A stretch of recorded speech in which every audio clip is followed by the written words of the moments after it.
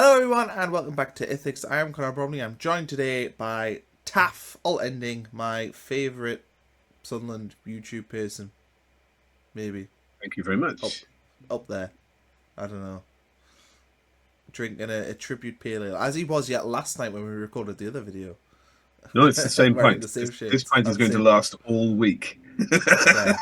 Fair. Fair. We asked for some questions. This is a new thing that I think we're gonna maybe do, depending on how it goes. So we asked everyone on our channels to send through questions, and we were sent a lot of questions. So we are gonna answer said questions. There are a few different topics. We've got transfers. People have asked kind of questions about the games and how we set up. We've also got some questions about individual players, and then we've got some final miscellaneous questions, which we'll also answer. So to start, the first question we're going to do is from @FrostsFN6623. And he says this is a transfer related question. Any players stroke positions you want to bring in? Also any players positions to go out on loan or permanently? Love the content. So we appreciate the love. So in terms of players and positions, in terms of positions, I think that Sunderland are pretty much right now, with everyone fit, I think a right winger away from being a very, very good team. We're already a very good team, but a very, very good team. Yeah. What do you think of that? Do you think we need more than that right now? No, not necessarily right now. I think right now a right winger is what we're lacking, particularly with Traore injured. I don't think Jocelyn Tarby or not to be is the answer, or rather than the question. I thought that was quite good. Never mind. I'll move on. What was it? It's all right. I don't think he's the answer short term. So I do think we still need something else. But we have seen the club and this ownership bide their time. When we were without a striker for something like 30 months or something daft until we got Wilson Isidore through the door as a replacement for Stewart. And I remember KLD saying, well, we do want a striker, but we want the right one. And I think so it will be. If somebody comes up who's right and available, then fine. I think there's a better chance we get one now rather than when we were looking for a striker, because A, we can afford it, and because we're in the Premier League, pretty much every player who is available to us, which they weren't financially or willing to move to us when we were in the Championship. So a right winger, yes. Longer term, in the summer, I think we would need some upgrades elsewhere. Lots of people talk about wanting a forward, and our forward's not... we need a 15-goal season striker. We don't currently have one. I think our strikers are doing just fine, given the way that we play. And I think that it wouldn't matter who we had. The way that we play is somewhat limiting to the number of goals they score. But the way that we play means that we don't have to score loads. We just have to score more than we concede. And the way we play is pretty good at ensuring that. So a striker is not really a problem for me at the moment. I'd like another centre-half, preferably a left-footed one long term. But again, I don't think that's an imperative solve for the moment. So, there's one thing you've said there. You said that we need upgrades, upgrades around the pitch. So, I'm going to take that to mean that you mean replacements for first-team players by the word upgrades. Is that right? Yes. So if that is being said, what are the positions that need upgrades? Because this is interesting, because I was thinking about this earlier today, and in my head I look across this team and I don't see necessarily any positions other than the two wings where upgrading is needed. So where do you look at the team and think? It would be the two wings for me. I think we need an upgrade in the reserve goalkeeper. But that's not an upgrade, really. I mean, that's not like an upgrade in the sense of like you're upgrading your 11. Then you're upgrading my first team. Well, I'm upgrading my depth. Okay. Well, because the other thing I would say is left back. But Sirkin has convinced me that that's less pressing now. But in the summer, I would be looking for perhaps something there. I think if we take a right winger now, I still think we could need another one. Maybe it depends what the plans are for Justin for me. I still think another one there. I think long term, Xhaka is 33. He's had a magnificent season. He can clearly go again next season. But I think longer term, you have to be thinking about who can play alongside Sadiki. So I think there I would like some more depth goalkeeper, and I don't know. I think long term we need another striker. I don't know if I don't think long term we're going to be able to rely on Wilson unless we change the way we play. Perhaps I could be wrong there. Who knows what Abdullahi is like? But the man doesn't seem to be able to string 2 months together without an injury. But it's very early days. He's very young. Mayenda is developing great, but does seem to look better as a sort of 10 or on the right rather than outright striker. So maybe longer term we need some another striker for Brobby. Who knows? But currently, just a right winger would satisfy me. So I wanted a left back, but Sirkin's convinced me otherwise. Yeah, you get that contract done. There's also a bit where you ask about any particular players, but I'll move on to the next question because some people have mentioned players, so I think it makes sense to stay on that link. So Harry Hall has said there's a link with Harry Wilson today. He's out of contract in the summer and playing out of his skin. This is the type of sign I'd love to see. He's been carrying Fulham. Just paper talk, or do you think there's any substance to it? So my view on this one is that Sunderland is a general rule, and for everything we know about Sunderland, we are not going to buy high on a player. Or we're not going to look at Harry Wilson, who's had an amazing season, the season of his life, the best season of his career, and think he is going to sustain that for. Well, bear in mind he's 28. He's going to sustain that for the next 5 years. So we'll give him a 5-year contract, 100 grand a week. To me, that is not something that Sunderland would do. I think Harry Wilson would have made a lot of sense the summer gone. I saw Leeds were linked with him for like 10 million or something last summer, and they couldn't get the deal done. If we bought him then, I think it would have made a lot more sense. But I think now Harry Wilson is playing out of his skin, but he's out of contract. He's going to get somebody who's going to vastly overpay for him in the summer, give him a silly contract, and it's going to look really bad in a couple of years' time. So I personally, even though I think he's a great player and he's doing very well, I do not think he is a Sunderland type signing. I would guess that the links for him are his agent throwing Sunderland to the mix, because we also don't leak transfer information unless it's to Fabrizio Romano, which we do. So I agree with you. I don't think he's the right player. I don't think we're signing 28-year-olds, although this summer was an exception. Mukiele's 28, Alderetti's 29. I think that's an exception because we needed to upgrade the backline and tie in so well. But I don't think we're doing that in future. In fact, I think those two players, good for another 2, 3, 4 years. The length of their contract, really. And I think we'll be getting in younger players to understudy them. But that'll be summer business. We'll need some quality centre-halves to understudy those guys, for sure. Cresswell was mentioned a lot in the summer. I don't know if we go back for him. Is he at Marseille? I think he's going somewhere. Is he? Yeah. Other than that, I'm not sure. And we have had very few links this January with young centre halves, but I'm pretty sure that we'll be bringing one in the summer because I think long-term planning dictates that we'll have to. Yeah. Like I say, I think we need a long-term replacement for Xhaka, who's 33. He's covered more distance and he's immense and he controls everything. I think we could probably expect him to do that again next season, but he's not going to go on forever. So we need somebody in, to understudy him, because it's clearly not going to be Dan Neil who gets to do that.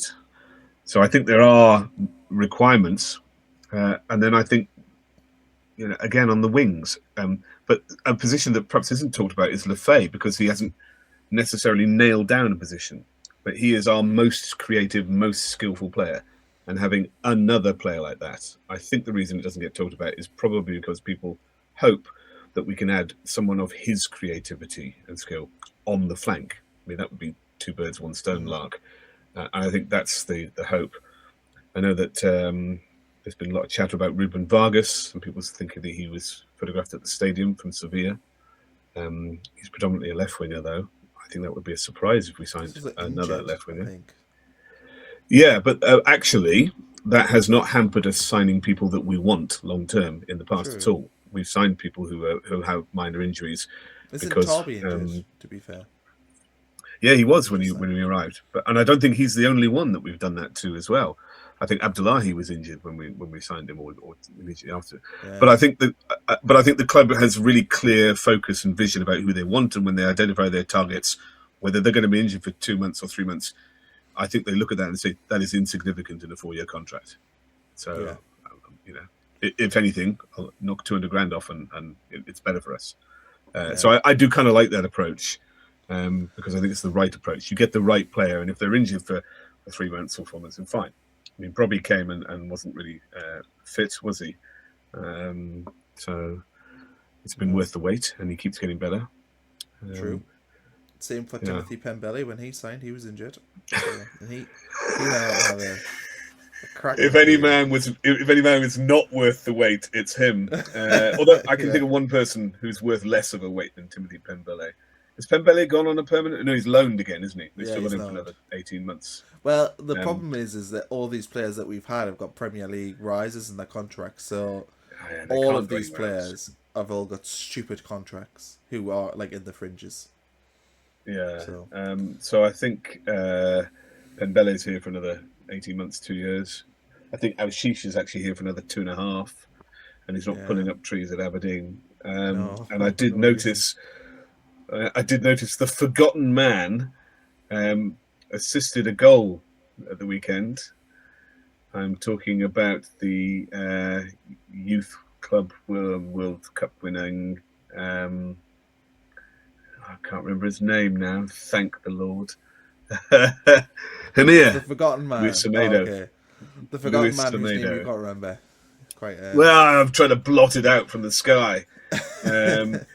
He scored an accidental. Well, he didn't score. He had an accidental assist for third-tier Portuguese side wherever we've loaned him to. He's got another 3 years or something daft on his contract. Yeah, we gave him a 5-year deal. It's insane, and nobody is buying him off us. I think he's halfway through a 5-year deal, so it's another 2.5 years. So we do, and I mean, is Abdullah Bar dead or what? I don't know. Nothing about him. Yeah, doesn't even turn out for the 21s. The press, I think, stopped asking questions about him about a year ago. I mean, that's how long it's been since he's been. What I don't get with him is that he was okay for Sunderland in the Championship. So I don't really get why, if you were, say, a Norwich City who's in the relegation zone, why, if you needed creativity, you wouldn't necessarily take a jump on him, because he wasn't bad for Sunderland when he played. I never ever left thinking, "Oh my god, this player's." He reminded me of a slightly more exciting, slightly less defensively oriented Bali Mumba. That sort of level. I mean, he could be, but I mean, again, he's on Premier League wages and a couple of years on his contract. Why would he go to anybody in League One or? That is very true. That's very true. Next question on here, which relates again to the transfers. Pike Bishop asks, would West Ham Somerville be an upgrade to our left wingers? He's been flying lately. So, I mean, I quite like Sessenzio Somerville. I think he's a good player. I like him. He is a good player. Somerville. We'll just call him Somerville. I like him too. Player. Would he be an upgrade? Yeah, however, probably would be. I mean, we've got so many left wingers. Yeah, I do like him, but I mean, if you get him, it's bye-bye Mundle, isn't it? Probably, and a Dingra, probably. And I actually think that's what's going to happen long term. I think if we want to upgrade our wings long term, but I think we're not pressed to do that. If we get a quality right winger in, then we're not under any pressure to upgrade the left wing. Lefay could play there. Breaking my heart, with this Adingra. I know. Mundle could play there. Adingra could play there. So I don't think it's pressing. But if we got someone like Crescencio Somerville in, then Adingra or Mundle go. Surely, we don't need them. I would also say it's similar to the Harry Wilson thing we were talking about before. I don't think we will see Sunderland sign Premier League players, really, unless there is a fantastic deal to be had, because it doesn't make sense. If we bought Somerville, say West Ham get relegated, they paid, I think, 35 million for him. You would guess that they would, unless he's got a release clause in his contract, you would guess that they would probably want the money back. Are we going to spend £35 million on Somerville, who's probably on £100,000 a week? Or are we going to be better off spending less to bring in a player that we think will fit, as we did this past summer? And the answer to that's probably yes. So again, whenever I see players like this, 25 million they paid, I think. 25 25. million. But Maybe still, if they want 25 million back, would we back our recruitment team to find a player better than Somerville for the same price? And I think we probably would, especially with the wage. where we would, yeah, we would back somebody who was 3 years younger as well, because I think the club are interested in paying 25 million for somebody who's 20 or 21, who you can sell at 25.6, because somebody looking to buy him at 25.6, you know, or 24, you know, that they are going to pay top dollar and know they've got the best years of his life. But if you buy somebody at how old is Somerville now? Somerville's 24 now, and his birthday's October, so start shortly into the start of next season, he'd be 25. So if you bought him and give him a 4-year contract, well, you're going to be selling him at 28. So you're going to be selling him at peak, but who's going to want to keep him for 4 or 5 years? It just starts to get difficult after that to get your money back. But you know, if you got 4 good years out of him, that would be great, and he'd still be 28, 29. But I don't think we will buy many of those players, and I think it's not pressing enough that we would buy Somerville, because we still have the option of Lefay, possibly a developing Mundle. So I think if we get somebody on the left wing, which I think we will, it will be somebody 2 or 3 years younger for the same price. Yeah. Not him. Is there any other players to talk about? I mean, I saw Fatawu was linked, and then Keith Downey sort of dismissed it, and he's a player that I like, and I thought he'd be ideal for us. He did, but then who's the one who broke the Xhaka story? I can't remember, the Daily Mail fella. I don't know. I don't know, but in the same breath that Downey dismissed it, that fella said still interested. So somebody's wrong. Yeah, I mean that's been a heavy link, hasn't it? Yeah, it has. But I don't know if we would get him. I mean, they want a lot of money. I know he's had a big injury, and this is his first proper full season back after that injury, but he's blown hot and cold.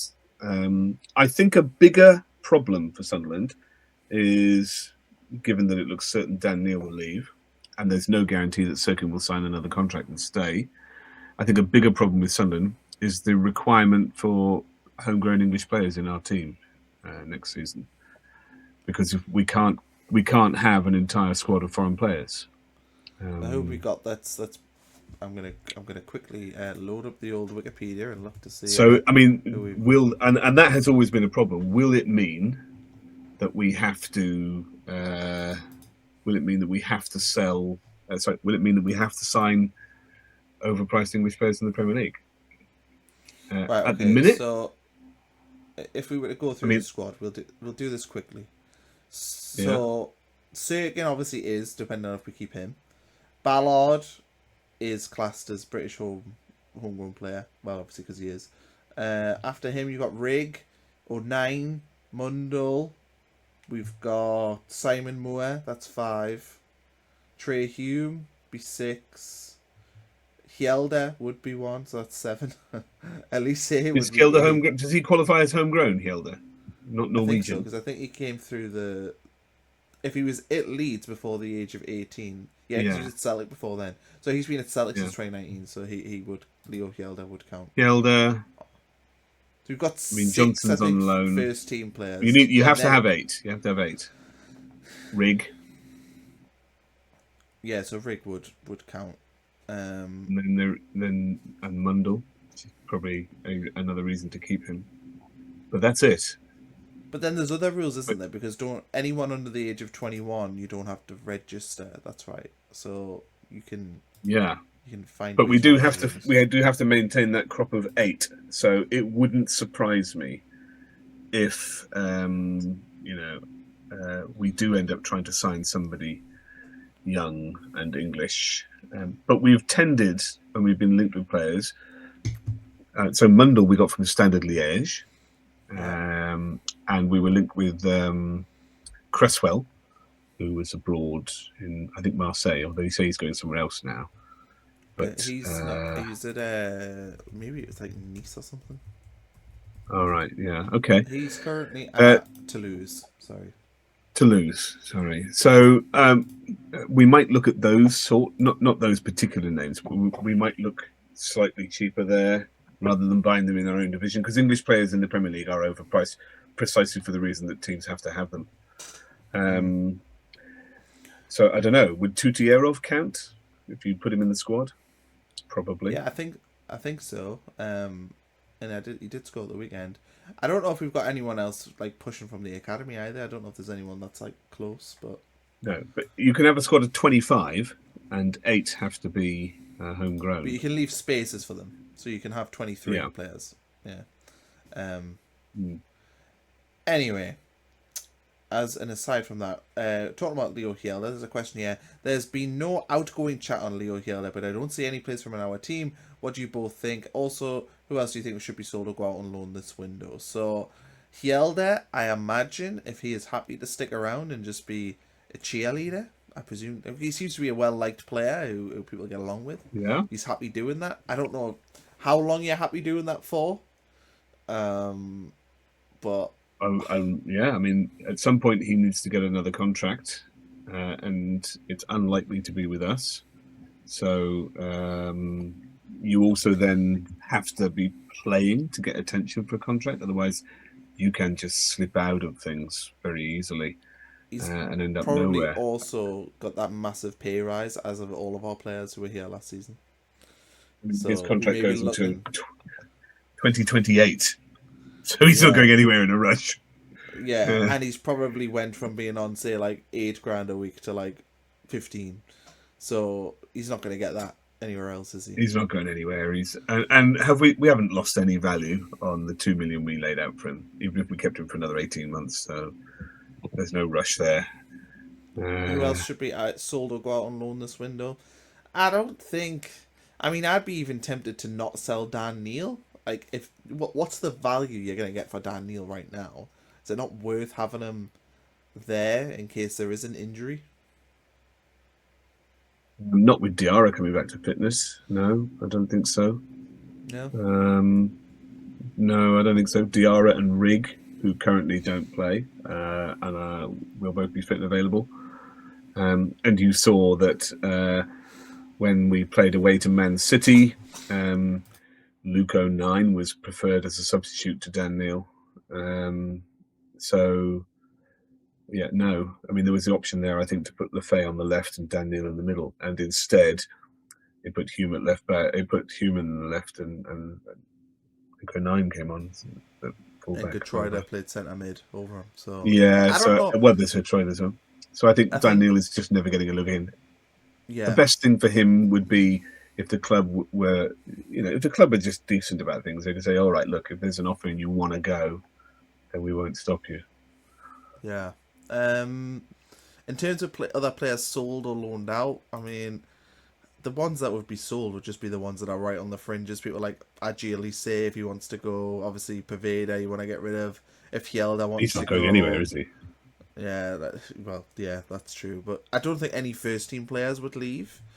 So no. And then in terms of loans, I don't think, I know there's talk about Chris Rigg. I don't think that he should go out on loan. So no, I don't think we have to do anything in terms of getting rid of players in January. I'll move on unless you got anything else to add. But Paveda's contract is actually only another 18 months. So I thought he had a longer one than that. I think he signed 3 + 1. Depends if the +1's in his favour or not. Maybe. I don't know. I'm a bit worried about Abdullah Bar now, wondering if the man's alive or not. Maybe he'll have to park outside the Academy of Light and see if he can spot his car. There's literally no photograph or footage, or no one talks about him. He's like that. He's like that uncle who went to jail. No one ever mentions him. Your uncle, not mine. No. Right. Ryan Amer. A-M-E-R. He says, what is your opinion on the Jewis and Bennett story? Stating that he was frozen out due to the director of football, Speakman, instructing Tony Mowbray on who to include in the squad and who not to. So what I'd probably say on this is I don't. Why don't you summarise the story for people who haven't seen it yet? Okay, so Bennett did an interview where he essentially said that the reason why he wasn't playing for Sunderland was a directive from a hierarchy, which I think you can infer to be probably Christian Speakman telling Tony Mowbray that to not pick Jewison Bennett and not play him in games. So that Play was others essentially instead. yeah, play others. That was essentially the story. You can find the quotes online. I've just paraphrased, obviously there.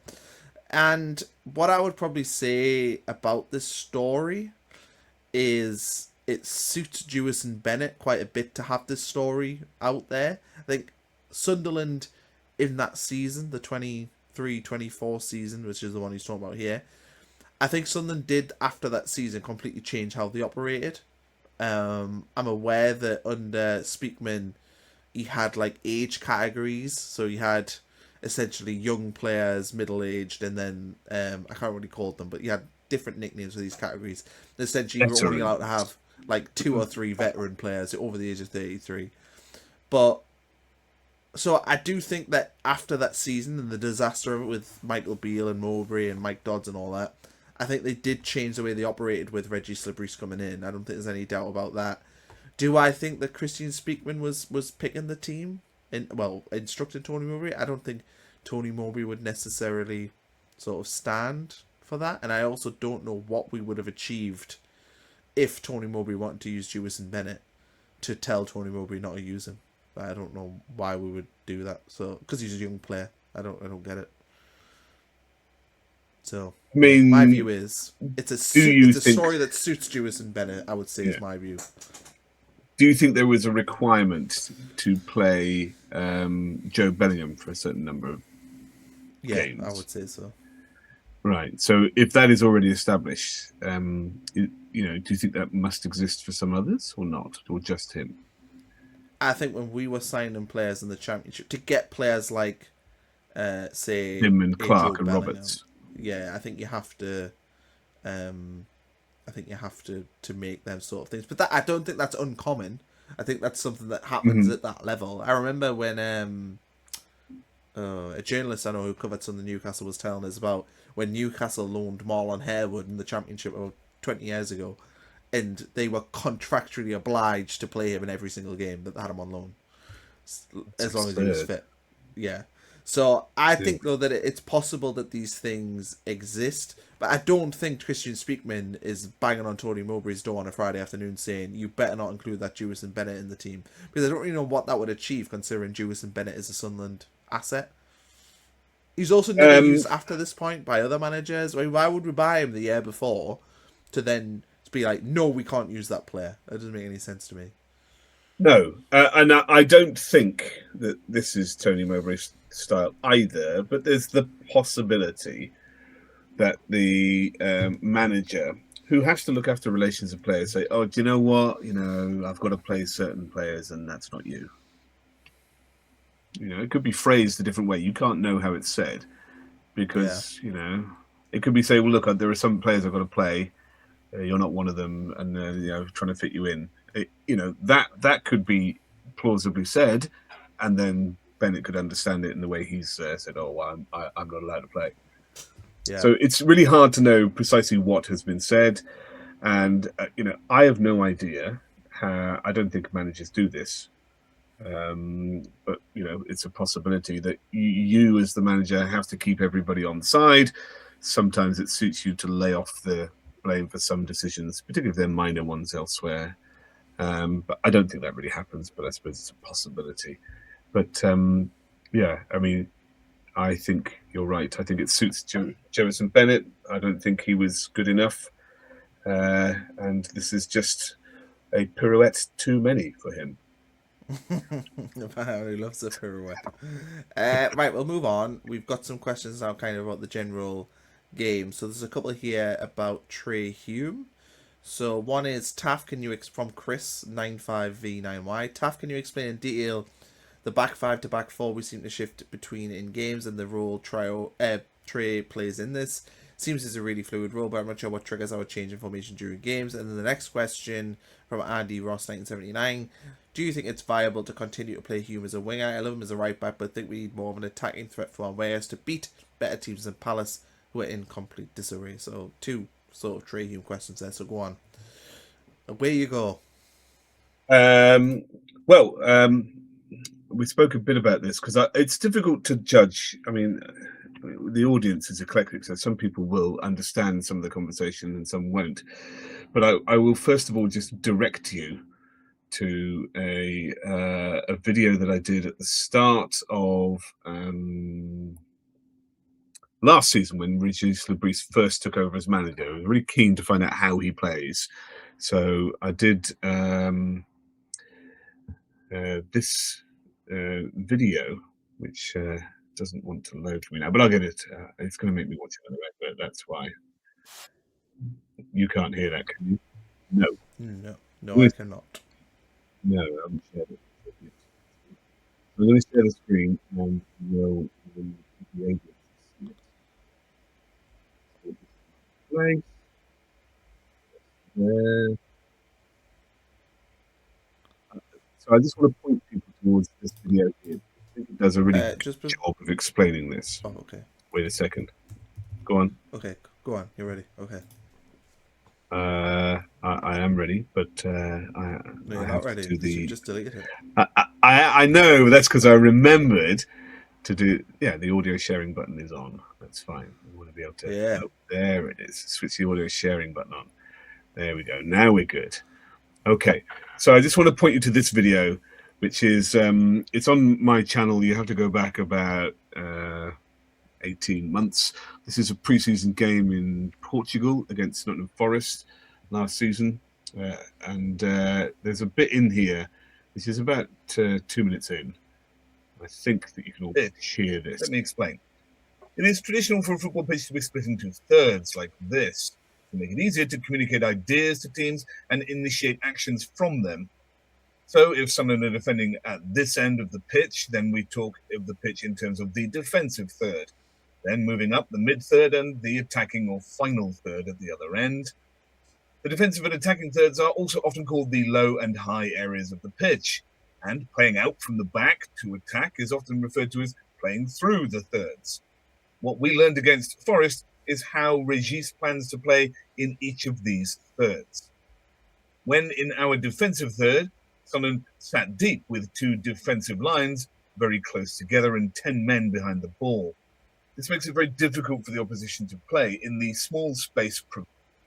So, I mean, I'm not going to play the rest of this, but you can see here that this section is defensive thirds, this is mid-third tactics, and this is the next section is attacking third tactics. So you can go and watch that video. I'll link it in the description, or Connor will. And actually, most of how we play under Régis Lebris has not changed since this. You'll recognise this defensive shape, where we're very tight and compact. It's hard to pass through the middle of us. Players force down the wings. You can see Mayenda is out here on his own, and if we play with Wilson or Brobby, there's always one player who's the release. And so in each third of the pitch, we play very differently. And so if you watch that video, you will understand how the basics of how Régis sets up and wants his team to play in thirds. It has developed a little bit since then. You could also go back and have a look at the review that Connor and I did about the Fulham game that we got beat at away from home, because Hume played in a similar sort of role, a sort of more of a tucked-in midfielder rather than a right winger that he did at the weekend. So slightly differently, but the principle is the same about moving forward for numbers in the midfield and then trying to fold back into a back five in the defensive third. And it is about where you are. And if you even look at the review that we did yesterday, I hope I've got the timeline right there, for the Palace game, you will see that most of our attack comes down the left-hand side of the pitch. We did a little sort of Hume heat map. He's covering a lot of distance. And it's because he's really high in the attacking third, where we do lots of pressing, trying to win the ball back high up the field. But once the opposition move the ball into the mid-third, we get a lot of movement from our players. And we generally concede what's happening in the mid-third. We have a lot of movement. Hume will be rushing back. Players will be getting into position. We very much tighten and become very central and compact, and we force play in the final third if they still have it down the flanks. where we feel we'll be able to dominate at crosses much more frequently, and the chances of scoring for them are low. And this generally works very well for us. So that video explains those things really well. I think the reason that Hume played there this weekend and not every game, or won't play there every game, is it depends on the opposition. And I think Reduce is learning that, and I think watching him, so are we. So it really didn't work. If you go and look at the review against Fulham, and Marco Silva targeted this, seeing it happen, and tore us apart with Hume at right half. But Palace are so defensive and so compact and so passive, and we were going to have so much of the ball, that I think it was a choice that really worked against them. So I don't think we'll see it permanently all the time. It is something that Hume can do and that the team can do, but I think it's going to be picking and choosing the right opposition to use it against and the right moments to use it against. And we've seen at other points in the team when we've controlled a game that Hume, when he wasn't playing, in one of the 2 games he didn't start, came on as a right winger to help facilitate this sort of thing in the second half. So I think we will see it, but it's not a sort of permanent style of play because we don't really have that. But it is an option that has gradually developed, but it worked against Palace, not against Fulham. They had a better manager, and also it's just a different type of team. So, and being home and away makes a difference there as well. So I hope that answers the question. And you can go and have a look at those different ways of playing in the thirds in that video. I think you've answered both. Is it viable to continue to play Hume? Well, the answer is situational, but I don't think we want to be sat here in 12 months' time playing Trai Hume on the right wing. That would not be ideal. We'll move on now. We've got a question from Mr. Bo Jimgles, somebody who comments quite a lot on the channel. And I always know that because I just think his name's quite interesting. I think you've missed out. You missed that one. No, I'm gonna come back to that one because I think this one fits Sure. better for what we were talking about. So he asks, is it time to freshen up the formation at 3-5-2? That way we can accommodate Diarra and Lafay as number 10 with Hume and Vargas. Oh, so he's already made a transfer. Hume and Vargas as a right wing back and Reinildo as a left wing back with centre 3 of either Lafay, Xhaka and Sadiki or Diarra, Xhaka and Sadiki. So I've seen a few questions asking us to sort of do the tactical shift that Leeds have done, where they kind of play a 3-5-2 or a 3-5-1-1, where they stick Calvert-Lewin up there with like Brendan Aronson seems to be their current trend, or Okafor or whatever. So I think this is a way that you can play that midfield 3 of, say, Lafay, Xhaka and Sadiki, have Diarra pushed up as essentially a secondary striker. Then you play with the wing backs of Hume and Reinildo. Then you get the back 3 in there. So every one of our important players plays if you play that system. Nobody of the ones we desperately want to play misses out. Is that something that we can see happening? No. I think 2 reasons. The first one is probably this gross speculation. It's happened at Lorient. Lebris did this in his second season. He took over in his first season, I think, after 10 games. They were disastrous, and he did really well and got them to 10th when their manager was sacked and he was the youth coach. So he took over, did really well with them. And then in the summer, they sold his top 5 goal scorers. So I don't know what Crystal Palace are complaining about, because Lebris had a tougher time at Lorient than any of their managers have had. Your top 5 goal scorers sold in one transfer summer, and naturally he was appalling after that. But in that second season, he was in charge of a lot of the purchases himself, made some poor purchases, and he played 3 at the back then, and it was terrible. And he got dogs abuse all over the place, and it was a complete disaster, and they wasted all their money. They faced relegation with no potential profit and fewer saleable assets. So it was really bad, and I think he's probably been burnt by that. But he was incredibly stubborn, despite the abuse he got all season, at maintaining that 3 at the back. But I think that happened this season immediately before he comes to us. I think that has to have an impact on you. It's got to hurt. So I think that's one reason why he won't be doing that. And the second reason why I'm really confident that we will not do that is there's just no need. Why would we? We've lost 5 games. Only 2 teams have put more than 1 goal past us. Or maybe 3 teams. Brentford, Man City away, and Arsenal at home. More Bournemouth. Bournemouth. Okay. Man United. Burnley. Thank you. The point is, we've done really, really Just well. talking utter nonsense. There's no need to change the system. We're really solid, like the third or fourth best defense in the league. We're really good at sticking in games. We control quite a few of them, and we carry just enough threat in comparison to our defense to be continually picking up points. We're going to have a full squad back, and I think it would be a disastrous decision for no better reason than, can I squeeze my best players on the pitch, to change a system that has worked so very, very well for us. Why would you do that? So I think absolutely not. This is never going to happen. Apart from anything else, the fluid nature of the team means that you can play with 5 in the midfield without having to select a permanent 3 at the back. Roofs is so good with his feet that the fullbacks fly up anyway. Which is why Sirkin gets high, Reinildo gets high, which is why Hume can be heading 2 balls in the box, and Mukiele is able to take long throws and hang around up there, because you end up with a back 3 because Roofs sits, is so good with his feet, and it enables us to build a platform in attacking like that. So we've got a system that works really well for us, and actually that system is so fluid that we can put 5 in the midfield and play with 3 at the back anyway. So there is just no need, and that's why it won't happen.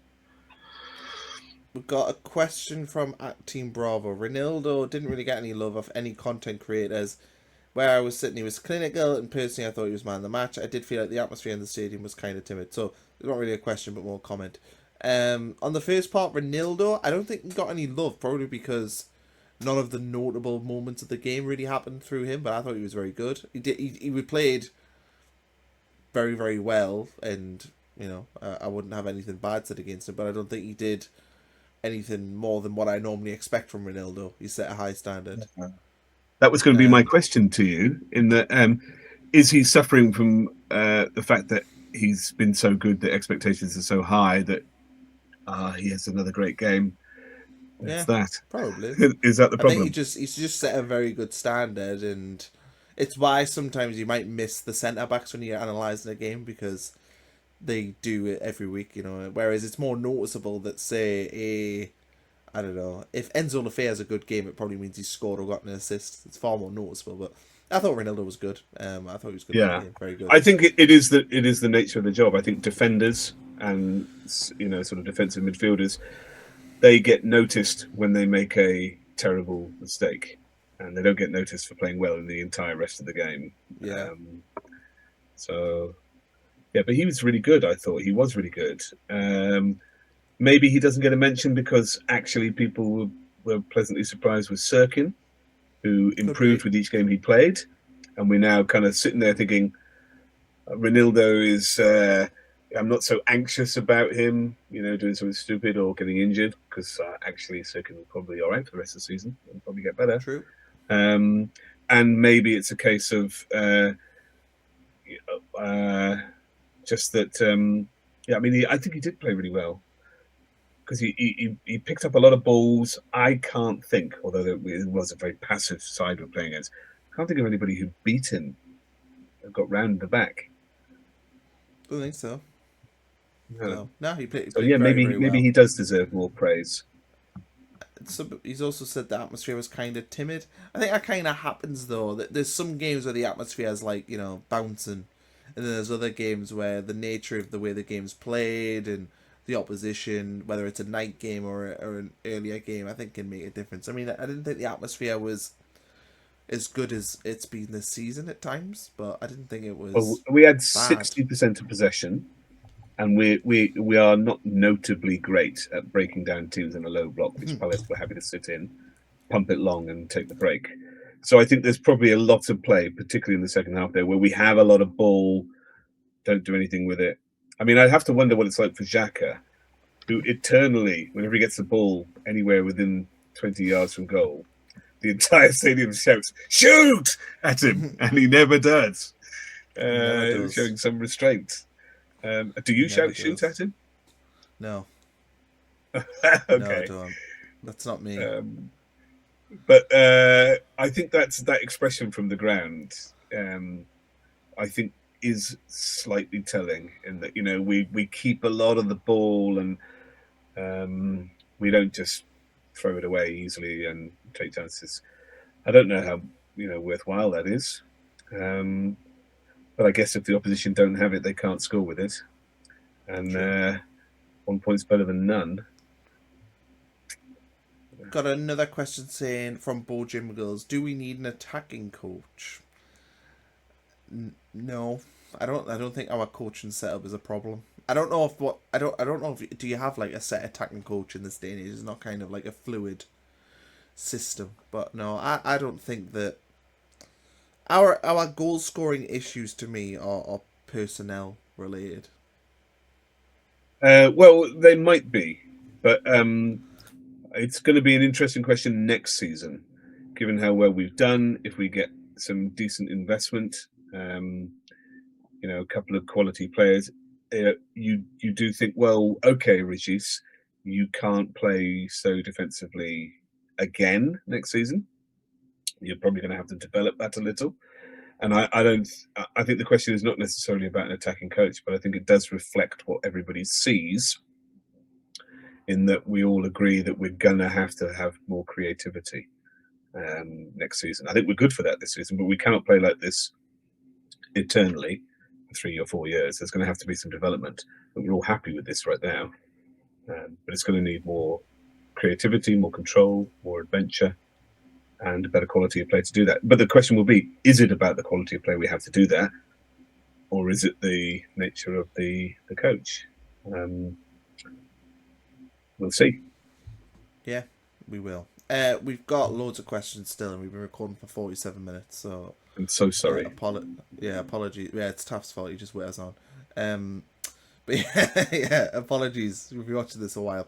Anyway, the next section is particularly about individual players. So, how do we see... This is from Cool Furby. How do we see Chris Rigg playing in development? Is it best to be around the likes of Xhaka in training in the occasional game, or playing first-team football at championship level?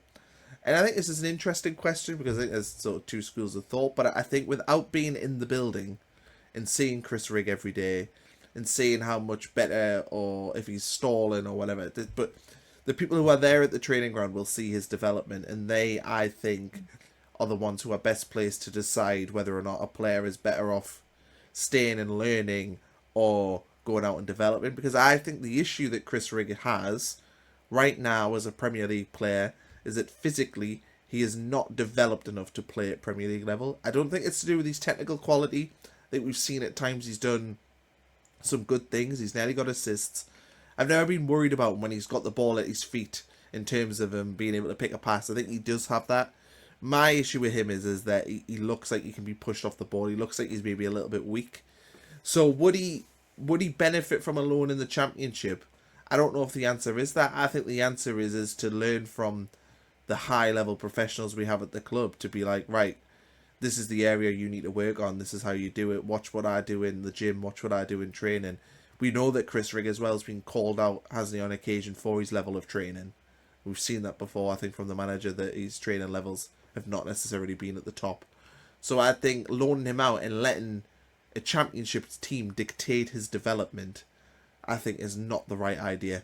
Unless you could find a club that you trust. But I don't think we've built them relationships yet. I don't think we've got, like Man City might have trusted us with a player because we had Callum Doyle.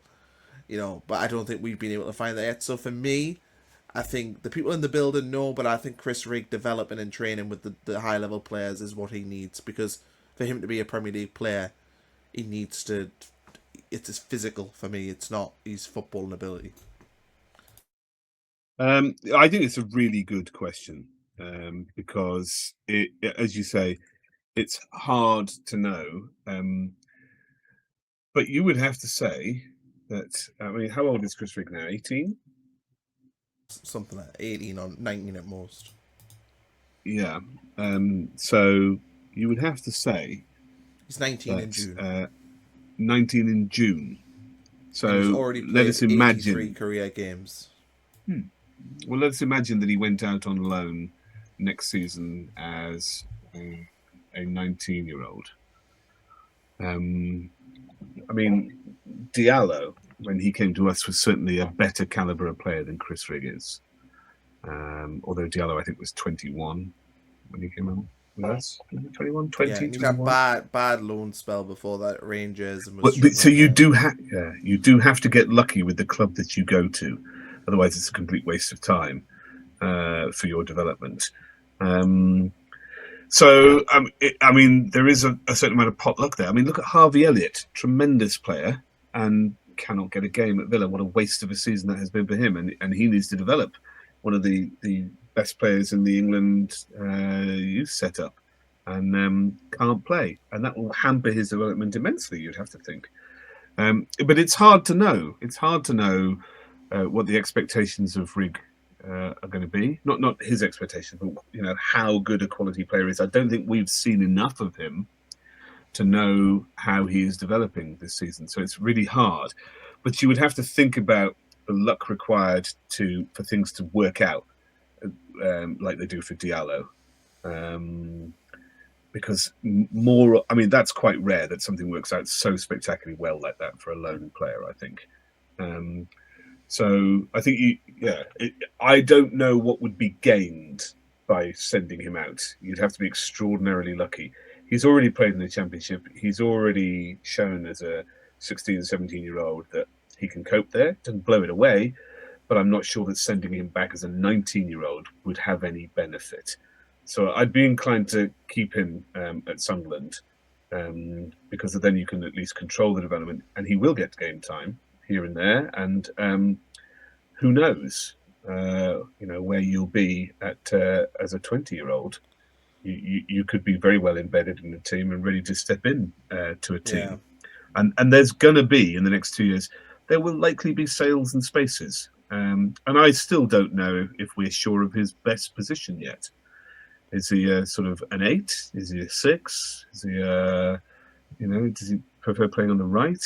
I'm still not sure that's clear yet. And I don't think we've got enough time seeing him play us to decide whether we should send him back. And I can't see the benefit of sending him back to the Premier Championship as a 19-year-old. No, I think Chris Rigg, I think, needs the sort of like that. After he made his debut, he then had 18 months where he was kind of in and around the team in the Championship, wasn't getting loads of games. Then the next year he was playing all the time. I think that this season he needs a few games here and there, but it's all about learning what he needs to be in the Premier League. I wouldn't be shocked if he came back in pre-season for next season and had bulked out a little bit, had perfected the things that the club have went, you need to work on these things. So I wouldn't send him out on loan unless you sent him out on loan somewhere you'd get properly looked after. So, for example, I saw Mike Dodds as like the assistant at Oxford, say. I'm not saying to send him to Oxford. I'm just saying, though, like, if you've got someone there that will, look after them and give them game time, that would be the only thing I'd do. Will we cheer Mike Dodd's names when we go to Oxford United for the FA Cup? Yeah. Will we even do it in irony? Dodsy, give us a wave. What do you think? Maybe. I got two things to say about Chris Rigg before we move on. If you saw him, you would do. I think he'd wave back. Two things on Chris Rigg. Firstly, I have his debut, his debut against Shrewsbury in the Cup, and I have his FA Cup goal, not goal, against Fulham. I've got both of those reviewed on my channel. You can go and watch them. They are a small piece of history. And the second thing is, the only danger for Chris Rigg staying at Sunderland is that if this team is ambitious and develops, that he gets purchased out of having any space to play in that team. I mean, if we purchase enough players in the next 2 years, it's not impossible that he could be purchased out of any game time for us. Yeah. Would be the only concern. True. That is true. We've got a couple of questions about Habib Diarra. So Billy Morgan says, having watched Diarra in AFCON where he was pulled after 45 or 60 minutes for playing poorly and replaced, do you agree that he is not, in capital letters, ready yet to start in our midfield? And then we've also got another question from Bala995 that says, where does Diarra fit in the team now Enzo is bossing the midfield? So, to address the first question, I've watched Diarra at AFCON. I think I've seen him maybe play 3 games. And in one of the games, he was very good. I think in 2 of the games, he was hooked. But in one game, he was very, very good. I would say that coming back from his operation, it's probably been a benefit for us that he's been at AFCON and been able to almost have like a a competitive pre-season in a way to get back. Yeah. But they will watch him. I don't think they'll chuck him in if he's not ready to go for Sunderland. So if No, they 'cause start, there's they'll no probably need. think that he's We're there. doing all right. Yeah. Yeah.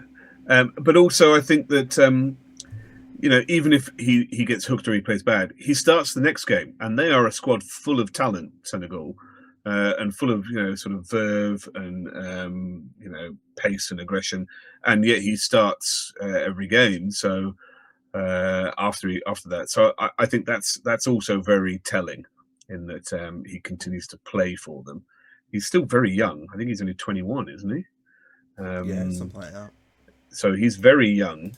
He's clearly going to be the future, one of the mainstay futures of that team. Just turned 22. Just turned 22. I mean, I don't think we'll see him immediately he returns. I think he'll be gradually integrated. But I agree. I like your comment about the fact that he's had a pre-season with them and he's not come back injured. Although we all panicked when we saw him bandaged up and covered in blood with that around the head. What's going on? And normally with Sunderland, we get a great player and then they get injured after 6 games, or they go away and play one international game and they're dead for 9 months. But it hasn't happened this year. It hasn't happened. Well, and I just think, how long could our luck hold? I think Diarra was out for 3 months, to be fair, with injury. But what I'd say with Diarra is I think this weekend against West Ham, he's probably going to get back in maybe Wednesday, because I suspect that Senegal are going to celebrate this for a couple of days. I don't think it's fair to bring him back on Monday afternoon after they win the AFCON. So I'd expect there's maybe been a parade or something in Senegal. So we'll probably see him the tail end of the week. Probably means he'll be on the bench for West Ham. So it'll be the Burnley game where we'll have an actual decision to make on where he plays, which is on the second question of where does he fit in the team. We kind of talked about this with the 3-5-2 and whatnot. For me, if we make no January signings, I think that the logical answer is that Lefay probably gets shipped out onto a wing on the left or the right, and probably on the right, and Diarra comes into the centre. But I think often as well, these things answer themselves, don't they? These problems fix themselves because a player gets injured, a suspension happens. We see this at centre-back. We've not had this season really many issues where one of our better centre-backs hasn't played because we've always either had an injury or suspension, or we've moved players around, Reinildo's been out, so Humes went to left back, whatever it is. So Everybody back and fit. Go on, sorry. Yeah, I was just going to say, I don't know if we'll even have the decision to make because you're relying on everyone staying fit and ready to go. So I don't know where Diarra fits in, but everybody back and fit from what we know now would see the return of Talby on the left and Diarra. Where do we play him? But as you point out, things resolve themselves. Traore is injured, so that is a natural space for Lefay to move into. I sincerely hope they don't try playing Diarra there, because he played there for half an hour at Brighton. It was a waste of Diarra, frankly, and a waste of a right wing spot. But that, to be fair to him, he had been out for months and sort of came back in that last half hour gently. But I think if you play them all, that's the answer, that Lefay goes on the right. He's skillful and creative enough to go anywhere you like. And with Mukiele behind him, that would be something to witness. Mukiele and Lefay interchanging. That would be quite interesting, wouldn't it? It very, very much would. Next question. We'll try and get through some of these quickly because we've been here an hour. Ryan Ammer, who has asked, I think on my channel or your channel, he's asked 2 questions. Who is your one to watch over the next few years? Who will develop the most in your opinion? Who is the one to watch? Well, it's difficult because most of the ones to watch are actually just playing every game. So I suppose the one to watch is probably still Chris Rigg, maybe. Not for me. Who's your one to watch? My one to watch is Talby. Oh, he's only 20. I think he has come in. I think he's our best winger at the club. I think he's our most skillful winger. I've seen him nutmeg several players. He's got pace. He can control the ball. He keeps it pretty close to him, and he's got a shot on him. Clearly, he has improved this. I mean, he's very raw, but he's improved already this season. His defensive positioning is better. I mean, you think about him wandering around and losing Cullen against Burnley. I don't think that would happen now. So I think he's improving at a rapid rate. I still think there's more to do. He sometimes does a bit too much. And he still sometimes sort of fumbles the ball a little bit, but less than he used to. I think he is going to be a really good player. and I think he is one to watch for me anyway. Yeah, I'll still sit with Chris Rigg. I still believe Chris Rigg's got the potential to be an England international. So I think we'll see a big season from him next year. Drunk away at Luton a year or two ago, I bet somebody £50 that Rigg would captain England one day. I don't know about that. Don't know about that one. I think you've lost 50 quid there, mate. That'd be the second bet you lose after the Indiana Jones bet. Well, we'll get to that. The thing about the 50 quid is whoever I bet is going to have to wait a long time until that bet fails because he's very young. That is true. You've got 17 years. Is it an inflation bet? Does the bet God, I hope not. I hope not. Yeah, so I think we've answered that question, Ryan. Eddie Bamber, YouTuber, go check out his channel. Love Eddie Bamber. Which of our new signings do you think has raised their value the most? And I think the answer to that question is probably, for me, Noah Sadiki. But I would say that if Brian Brobby continues to look the way that he does, and I know Thierry Henry's done a good bit on Monday Night Football about him as well. If he could score, say next season, bearing in mind he's still just 23 years old, Brian Brobby got, say, 15 goals next season, physical presence. I mean, you're potentially looking there at a huge transfer fee because number 9s are gold dust, aren't they? They are, but the way modern football, particularly the Premier League, is played, there are not many strikers who score 15 goals. We just and we in particular don't play that way. We might do next season with a bit more sort of quality addition. We might do, but if I mean that's a really good call. If next season if he can do that, and if we play a little bit differently, sure. I mean, Sadiki came in at £20 million, though, didn't he? Yeah. Well, surely Robin Roofs has increased in the most value. But he's a goalkeeper, though, isn't he? So sometimes they go for 25 million, sometimes they go for 60 million. Who knows? But if you think of if you're talking about percentage, it's probably Kepa. That's true. Talk about percentage, it's probably Robin Roof. But if you talk about number going up, like Sadiki for me, we bought him for 20. Probably, if somebody wanted him, it would be 80 plus. Whereas Roof's being a goalkeeper now 80 plus. You think 80 plus now? But I don't think Sunderland would sell him for any less. How much do you think Mukiele would command if he finished the season as well as he's going? He'd probably because he's not at that young development sort of age. He's probably 40. I don't know, 40 million. I wouldn't sell him for that though, but I think that's probably what the team would be willing to pay. And how much do you think we sold Trai Hume for? 25, maybe. Well, that's a £25 million profit. That's true. So the question was, raise their value the most. You'd have to sell Noah Sadiki for 45 minimum to be equal to Trai Hume going for 25. Yeah, but I think that Trai Hume wouldn't go for any less than. I'd be shocked if the club let him go for any less than 80. Not that I'm selling players, by the way. I'm not. But no. Well, it's an interesting question. So Sadiki is your answer. Yeah. Trai Hume is basically any sale is a monster profit. Who As knows a percentage, Trai Hume's going to be the biggest one. The biggest one. I mean, what happens as an outside bet? I mean, he might never play, but what happened if Mukiele made the French squad and went to the World Cup? And then there were some injuries and he somehow got on the pitch. I mean, then what? How much is Mukiele worth after that sort of season? Yeah. I don't know. I mean, does it go against Nordi Mukiele that he's already played for one of the big boys? And didn't Sunderland. Get in, so would. Oh, you mean abroad? Yeah. No, I don't think so. I think that's PSG are like a dragnet of talent, so you can't. Not everyone can play for them. Roofs, maybe Mukiele, definitely Hume, Sadiki, and longer term, I think Talby will be worth a lot. So Brian Brobby is a great call for next season. Yep, I agree. Well done, me. Great call.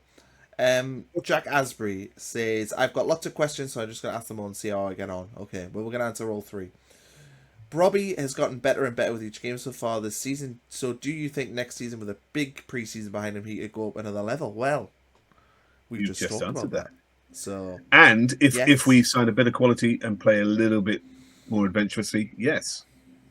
Yeah, I agree. I think that he could definitely go up.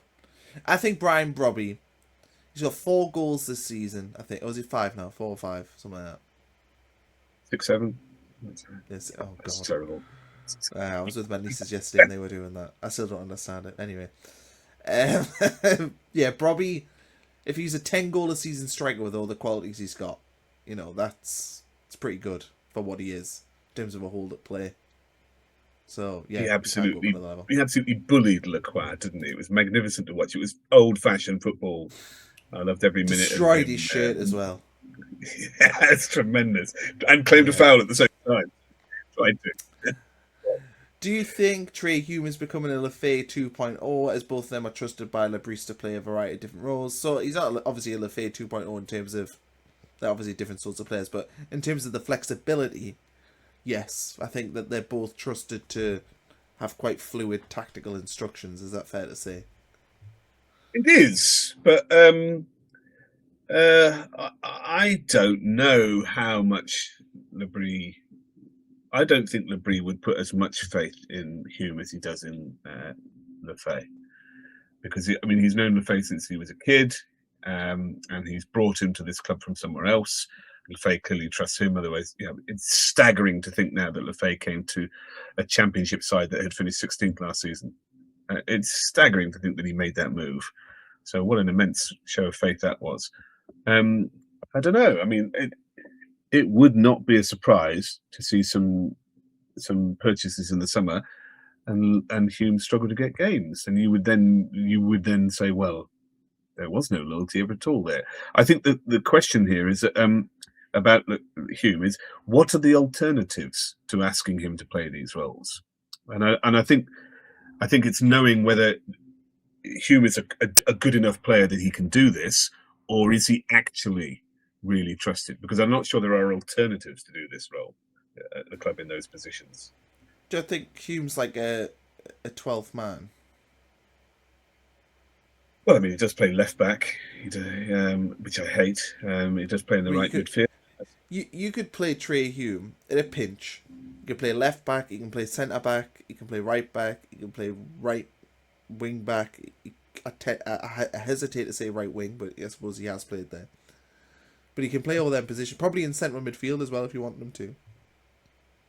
Who is the next best footballer at the club who you can use at this role at this point in time? Well, I think him and Luca 9 are basically going to be fighting about that role, aren't they? But I don't think Luca 9 is going to come on at right wing or at, He came on left wing. Yeah, very briefly before getting a red card. So I do. Yeah, you're right. But I think you have to consider what are the alternatives here to Hume playing those roles. And I think if we have a squad of quality and a bit more depth, I don't think Labrie calls on Hume for those things. Now, I also think the thing to add to this is if Sunderland were to get into Europe and add in those extra 8 games minimum and go for cup competitions and all that sort of stuff, as we hope to do, Trai Hume will become an important player in that, because you will pick up injuries, you will need those Swiss Army knife type players, and I think if Sunderland progress, I think he will stay at the club, because I think he'll be so important in helping us manage games because he's so flexible. Yep. Okay. You persuaded me. Thank you. Right. Last one. Last one of this section, then we've got some final questions.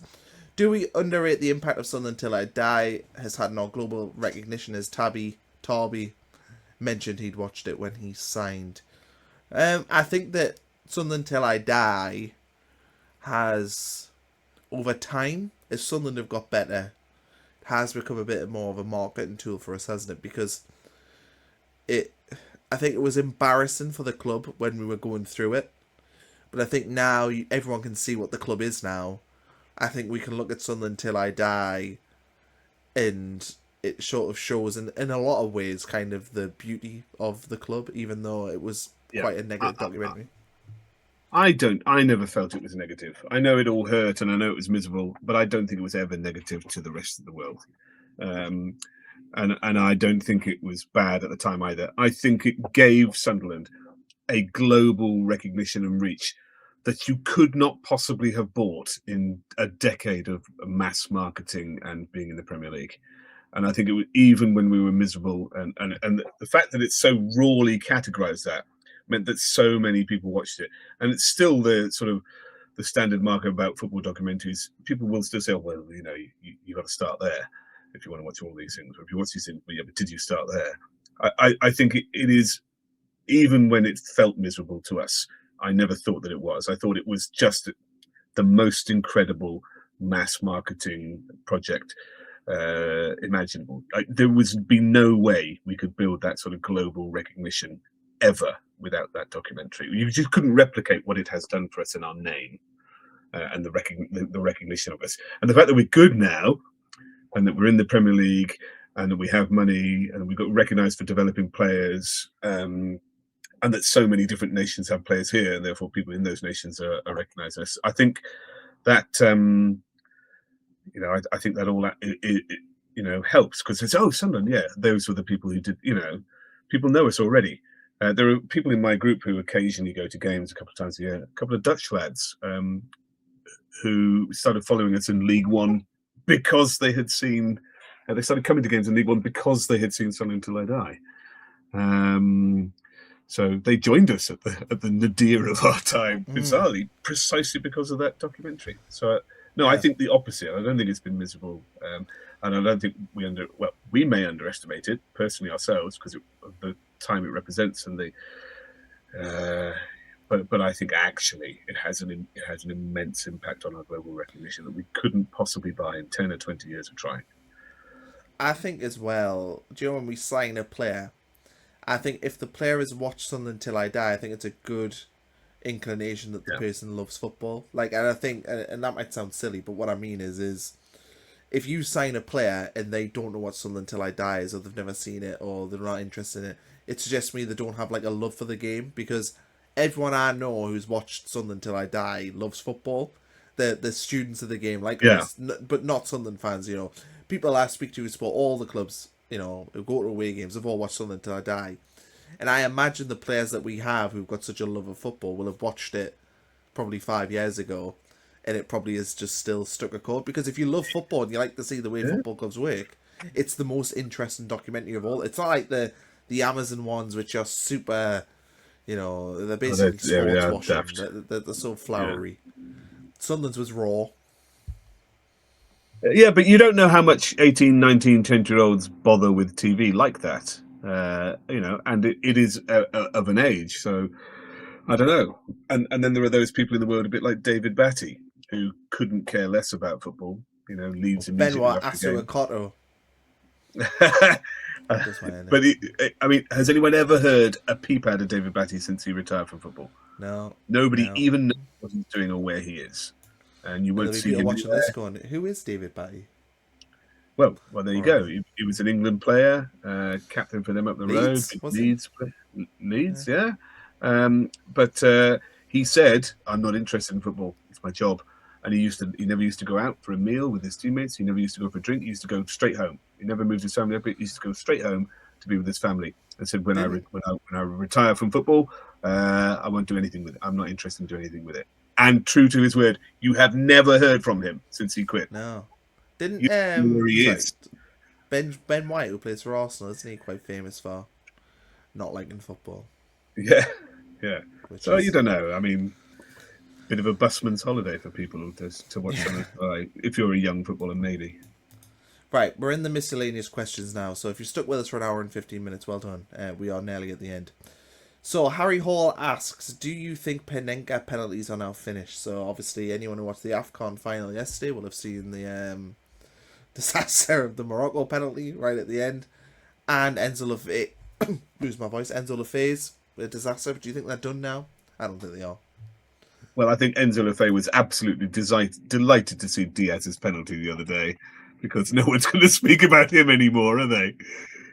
No, they're not done anymore. People just have to realise, it's not a glory moment taking a penalty. Put it in the back of the net. And the only time you should do a Panenka, unless you are Mr. Panenka, the only time you should do one is when the keeper has already moved. And then you do that at the very last minute. Yeah. I just think people need to remember that rather than attempting to show off. But it makes for great TV when it goes wrong. James Guido C16. Guido? I don't know. Yeah. Dido? Who knows?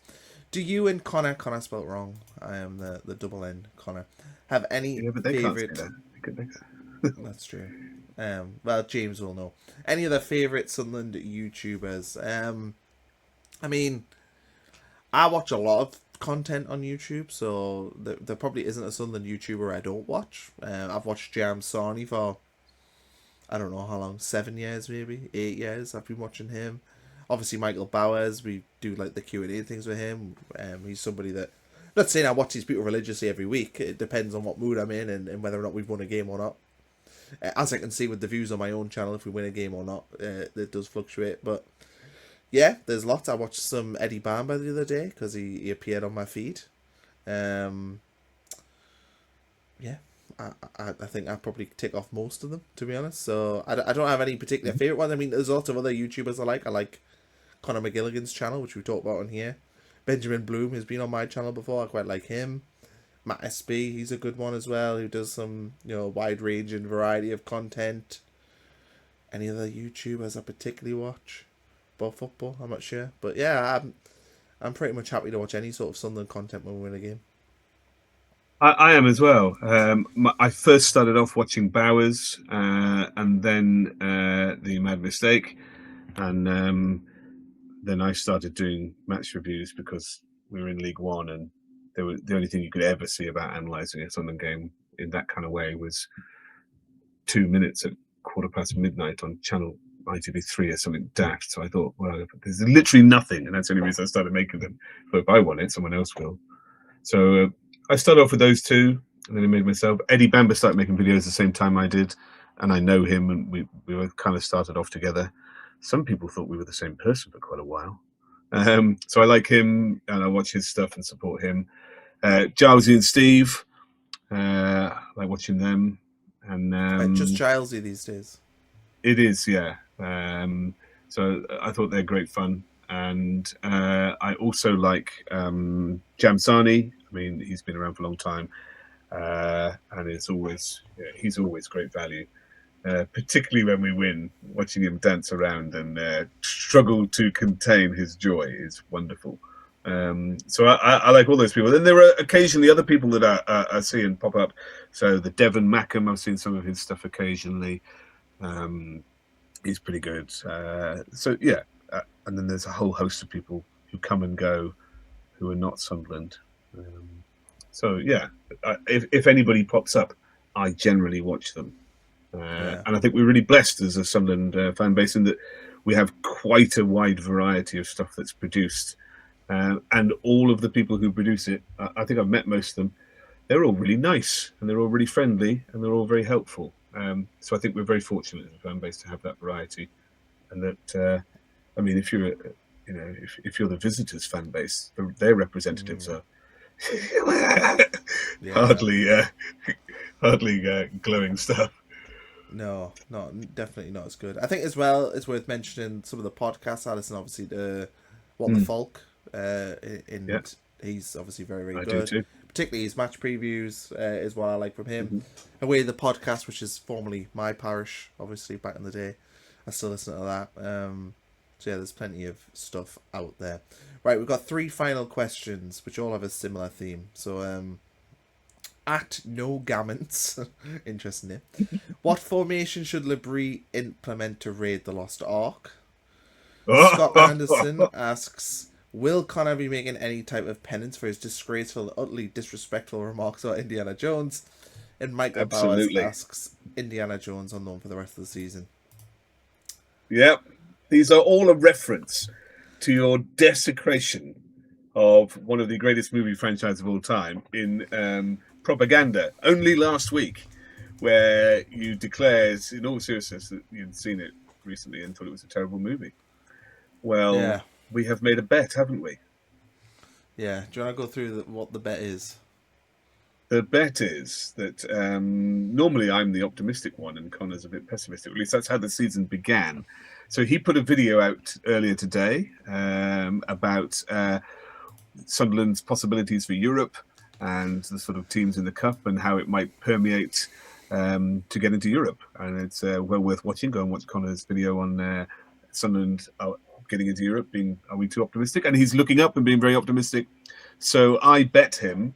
I did the calculations after watching his video, and I think we'll just miss out. I think we'll get about 56 points, probably finish 9th, I think 8th, maybe. But I think we'll just miss out by one place. I think it'll be agonising. Connor thinks we'll just make it.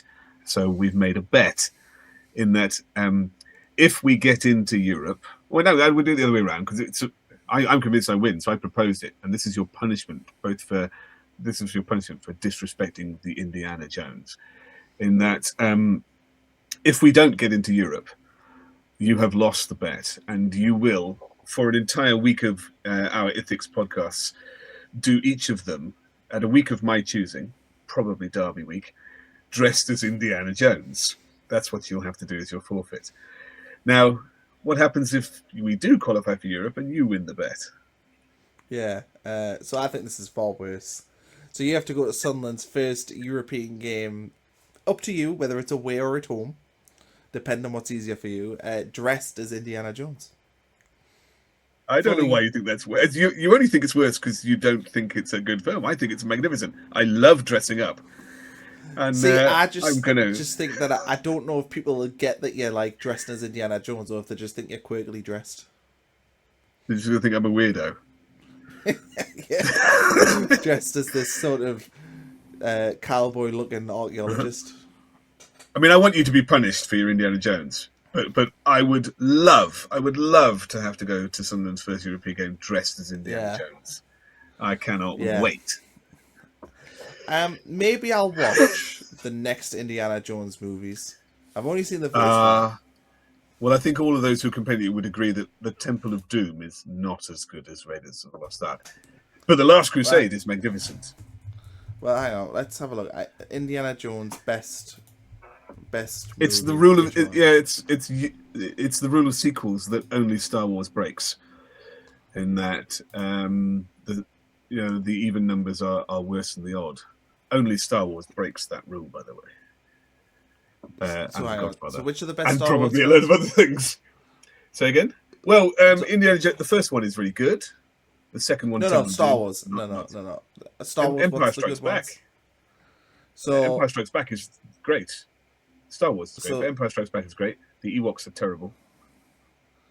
So Empire Strikes Back's episode 2. Was that episode 3?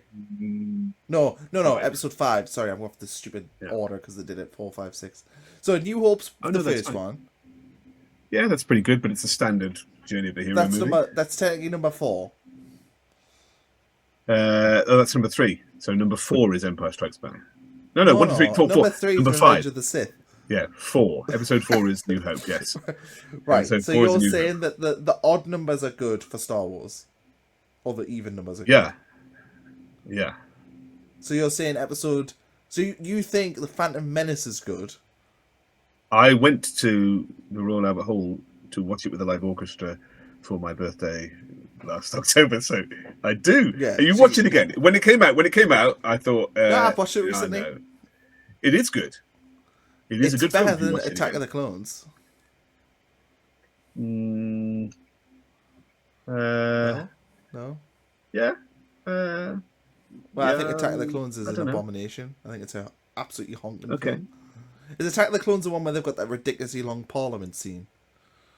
I cannot remember. I will have to go and watch it when you watch The Temple of Doom. Okay. Revenge of the Sith is very good. That's my favourite Star Wars film. No. Empire Strikes Back. You've got to remember, though, age. Like when I was a kid, Revenge of the Sith came out. Empire Strikes Back is a brilliant movie. It is the greatest chase movie ever written. It's to chase from start to finish. It's incredible, and everybody loses. All the good guys lose. It's an incredible film. It's the best Star Wars film and the best chase movie ever written. Okay, I still like Revenge of the Sith. A New Hope. I hate the fight between Darth Vader and Obi-Wan. Does not age well. Well, if you destroy me, Darth, I will only become more powerful than you could ever imagine. I think you've watched it more than me. There we go. And the new ones, I never ever saw the last Star Wars film, Episode 9 or whatever it is. I still haven't seen 9 either. No, the first 2 were not good enough for me, so I didn't watch it. Anyway, there we go. Is that everything? Do we need to talk about anything else? Do I need to disrespect any other film franchises? No, I think you should quit whilst your pit is deep enough. Right ahead. Okay, so just Indiana Jones, right? You've already expressed that you don't like Empire Strikes Back, which is the I best. didn't of actually say that. I said it wasn't. It's as good as Revenge okay. of the Sith. All right, okay. Now, admittedly, when I watched Revenge of the Sith, I had not watched the original films, so I watched 1, 2, 3 without ever watching 4, 5, 6 when I was a kid, and I did not know. Spoiler alert. That Darth Vader was Anakin. So when that happened to me, You were still shocked. I was an absolute no. And when he turned on the poor kids, did Yeah. not see it coming. So yeah, I watched it. So that's probably why that film resonates with me more. Maybe, yeah, but we were all expecting it, you see. Yeah, you were. Oh well. No. I will Right. say it again, the greatest chase movie ever written.